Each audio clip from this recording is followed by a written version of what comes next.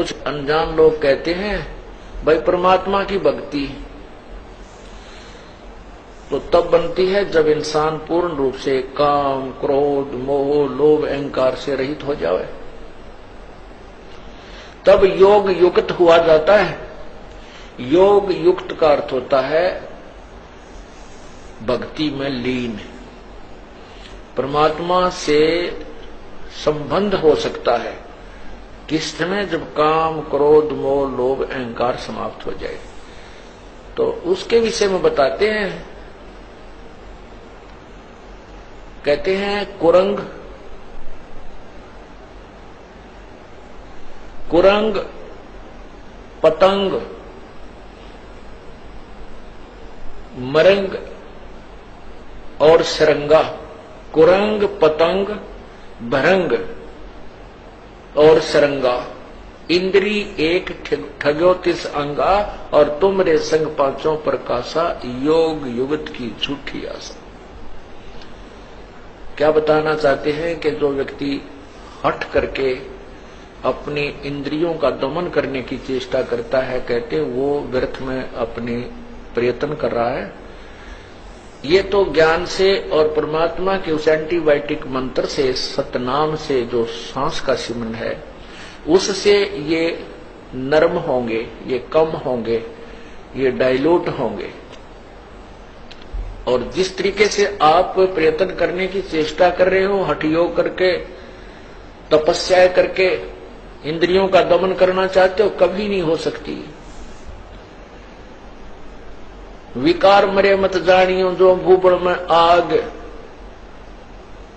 जैसे क्या बताते हैं कि कुरंग, कुरंग कहते हिरण को, मृग, उसमें एक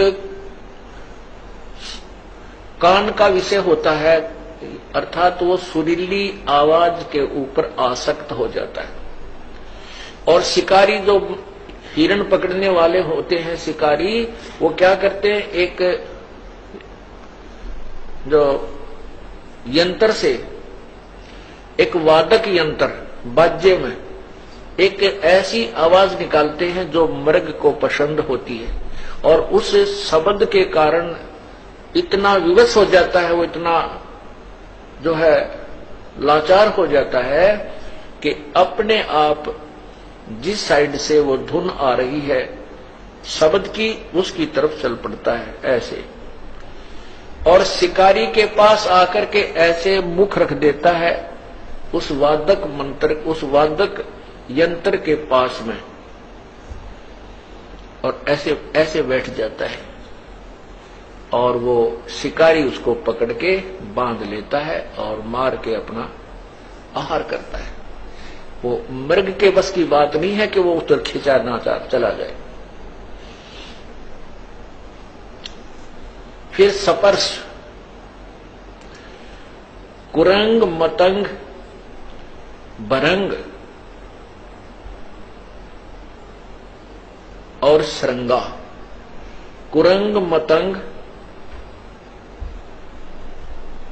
अब मतंग कहते हाथी को। हाथी के अंदर सपर्श अर्थात काम वासना, रजोगुण अत्यधिक होता है, और हाथी पकड़ने वाले क्या करते हैं, एक हथनी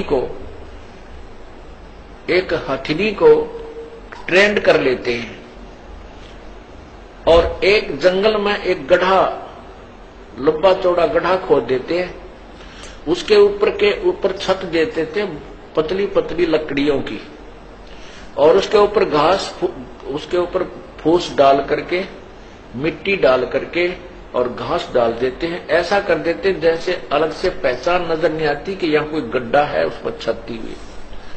और उस ट्रेंड की हुई, उस प्रशिक्षित हथनी को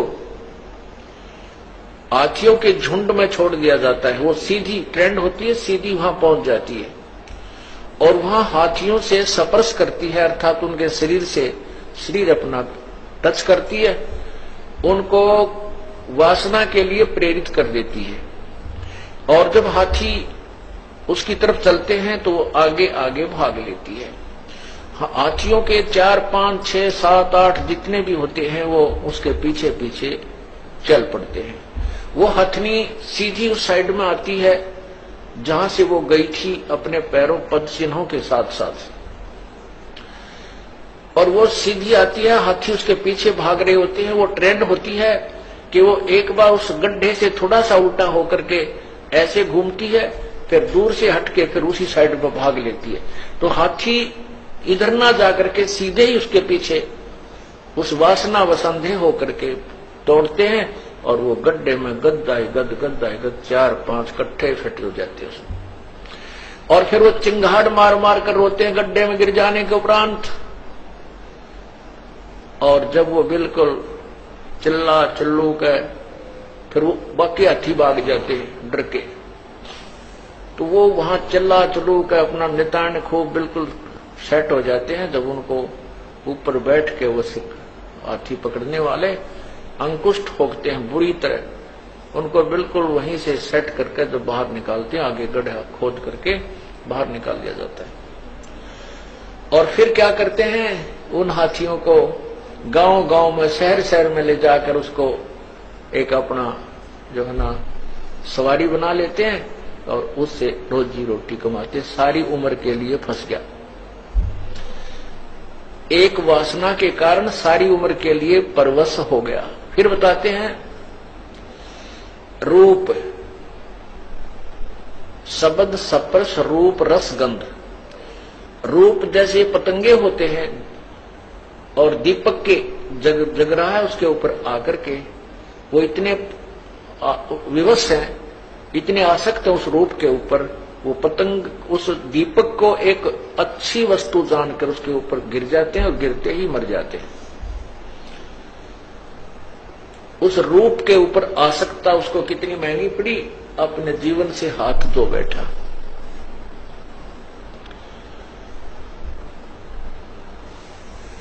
अब रस, जीभ का स्वाद।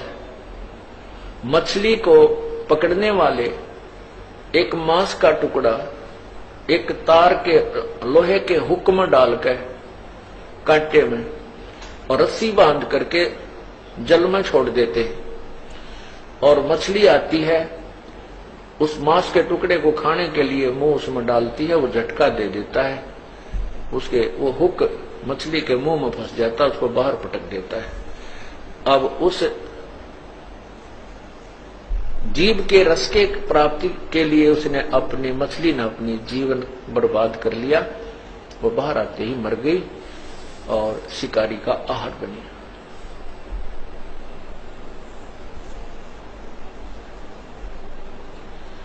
अब गंध, महक, इसके लिए भंवरा विवश होता है, भंवरा, और वो फूल पर बैठ जाता है, और शाम के समय वो इतना वो आसक्त होता है कि उसको उठाया नहीं जाता उस सुगंध को छोड़कर, और वो फूल बंद हो जाता है, भंवरा वहीं पर मर जाता है रात्रि में।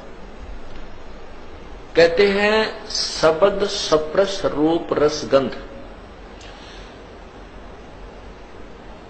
क्या बताते हैं कि कुरंग मतंग पतंग भरंग और सरंगा है, इंद्री एक 38 अंगा, तुमरे संग पांचों पर कासा, और ये योग युगत की भाई झूठी आशा। ये तुम्हारी बनावटी बातें, तुम्हारे साथ तो ये 500 विकार इकट्ठे ला रखे, और उनमें एक एक विकार के कारण उन प्राणियों की जान चली गई, वो नहीं हट सके, उनको नहीं त्याग सके, वो इतने विवश हैं, और आपके साथ तो काल ने 500 जोड़ दिए। ये योग युगत की झूठी आशा। कहते हैं विकार मरे मत जानियो जो भूबल में आग, जैसे राख के अंदर अग्नि का अंगार दबा दिया जाता है और ऊपर से वो ऐसी बन जाती है वो राख ऐस कि जैसे ये बिल्कुल गर्म नहीं है और इसमें कोई आग नहीं है, ऐसे हाथ रख कर देख ले तो भी महसूस नहीं होती, ऐसे लगते हैं जैसे ये तो बिल्कुल ठंडा हो गया। और उसने करेड़ के देखा